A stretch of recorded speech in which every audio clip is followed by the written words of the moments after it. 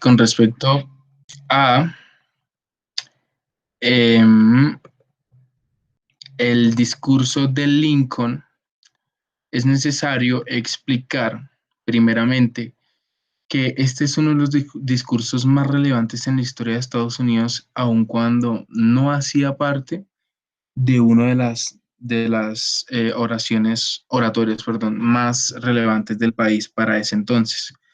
Contextualizando en 1863, el 19 de noviembre, Lincoln tenía que dar un discurso secundario en un evento igualmente secundario para un país en guerra.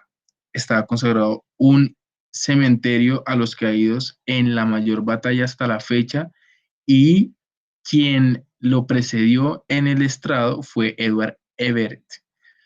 Era considerado el mejor orador de su época y él habló por espacios de 2 horas en una intervención de más de 13.000 palabras.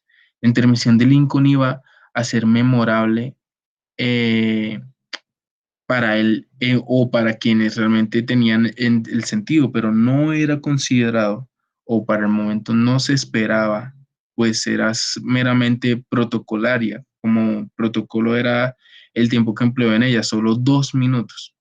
Entonces, por eso es que para Estados Unidos se volvió tan importante.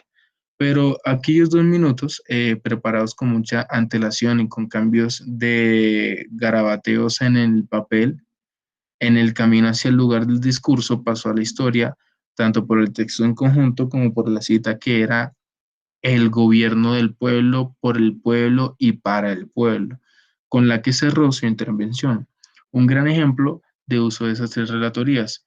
Esto hace una referencia muy importante con respecto a las ideas políticas que se esbozan en la historia en general, porque se unen diferentes conceptos que se van a implementar en diferentes puntos contextuales y van a desarrollar partes de cada una de las sociedades en sus diferentes tiempos y momentos.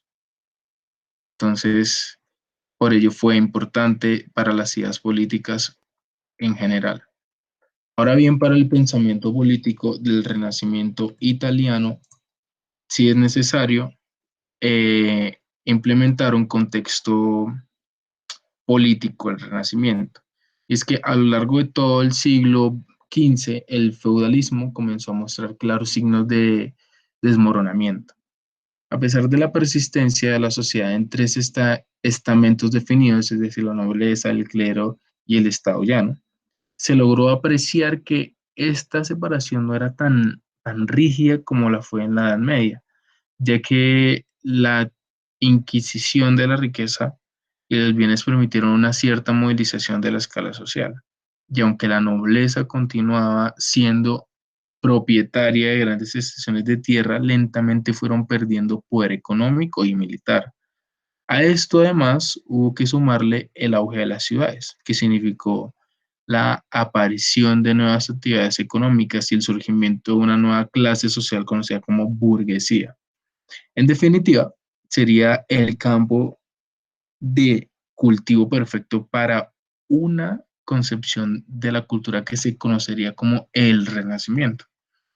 Entonces, así durante el transcurso del Renacimiento se empezó a romper con la unidad que existía en Europa fruto de la descomposición del antiguo sistema feudal, dando inicio a una época de absolutismos y nacionalismos.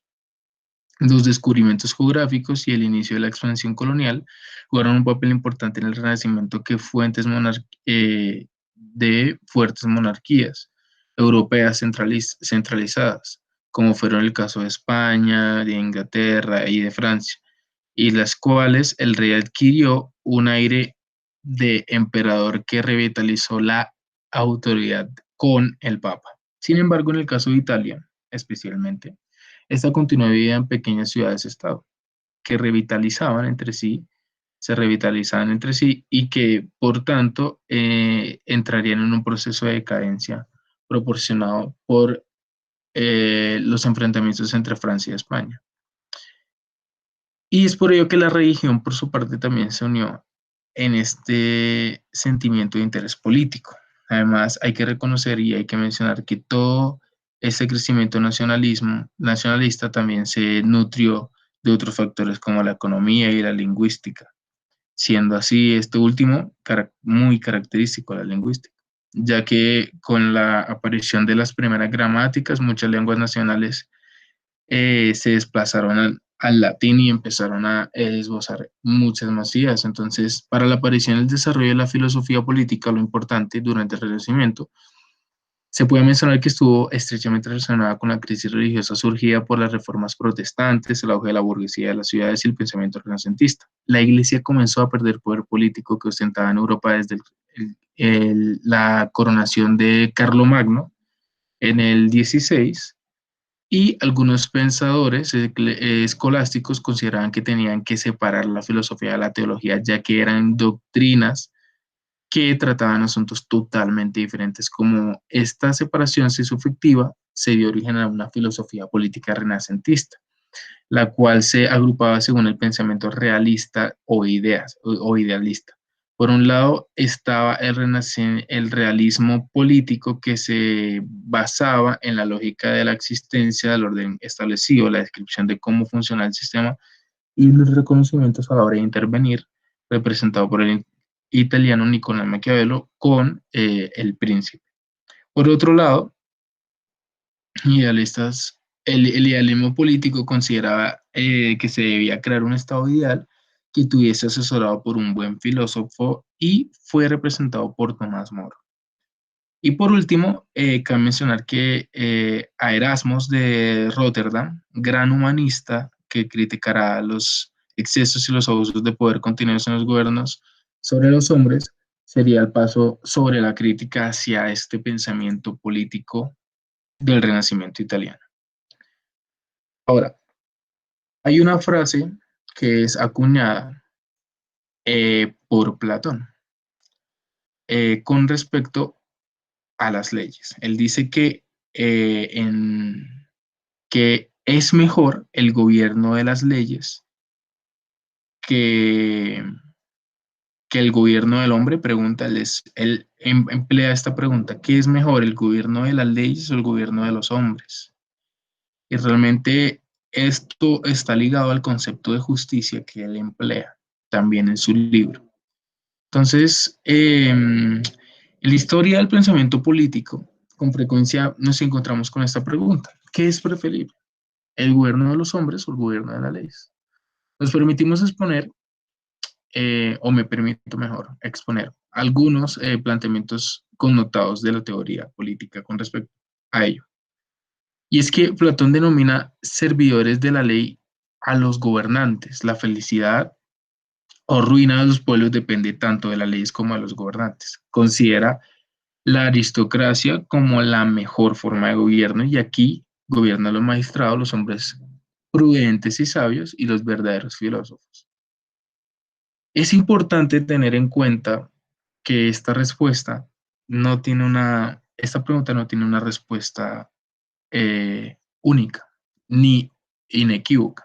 Muchos autores han tenido una reflexión sobre esta, y cabe recalcar que cada persona debería también buscar y reflexionar en cuál sus pensamientos encajan.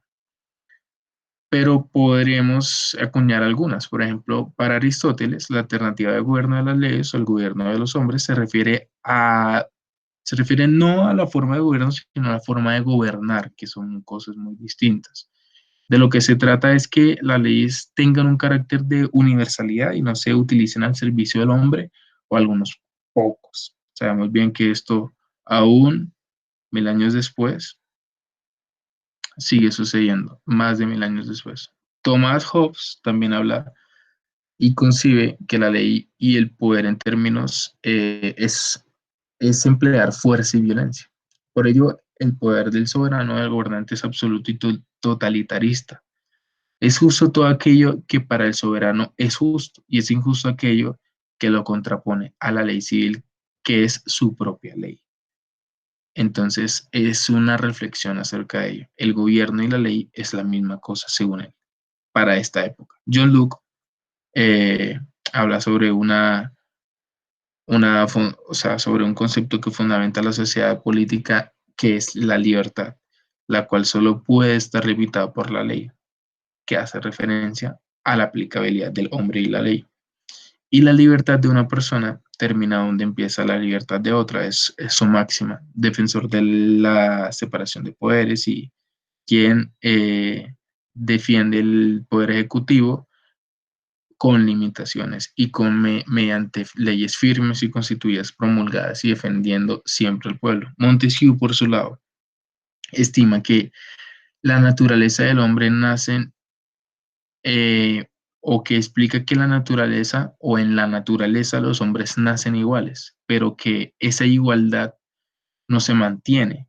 La sociedad se la hace perder y solo vuelve a ser iguales por las leyes, es lo que le explica. Amante apasionado de la libertad y de la justicia, que consideraban apreciados de los bienes y que el hombre ha nacido y se ha hecho libre y razonable, por consiguiente hemos de procurar que siga haciéndolo. Y él confía en las leyes, pero también en un poder monárquico, como lo explica en sus eh, escritos.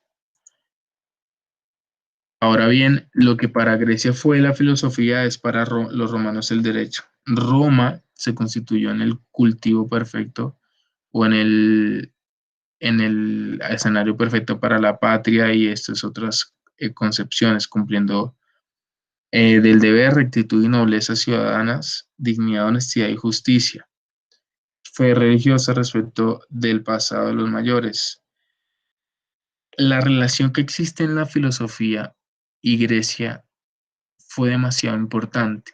La filosofía representó el crecimiento de una sociedad que se organizó y sacó aprovechar y supo aprovechar y sacó todos los ítems posibles para poder sacar adelante esto, llamado sociedad. Como Roma se constituyó de una forma distinta, se organizaron distinto y el derecho fue su forma y su medio, su fin además, que era la justicia, los conceptos que él esbozaba. Por ello se organizaron y pasaron a la historia, se constituyeron como uno de los ejemplos más grandes del inicio del derecho en las civilizaciones y se comprendieron también diferentes conceptos que a la final terminaron siendo muy fuertemente influenciadores en el resto del mundo. Y con respecto, ya para finalizar, la importancia de la asignatura eh, es claramente necesaria para el crecimiento de un profesional en la ciencia política y en las relaciones internacionales.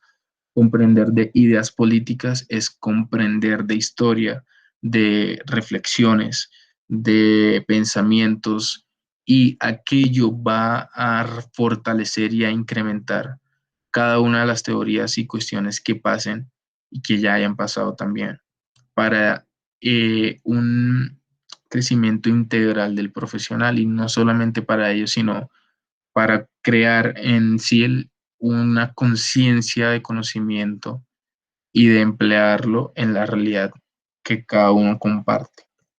De manera que, pues muchas gracias y espero que haya sido de su agrado el poder escucharme y muchas gracias, profesor, por darme la oportunidad de la exposición.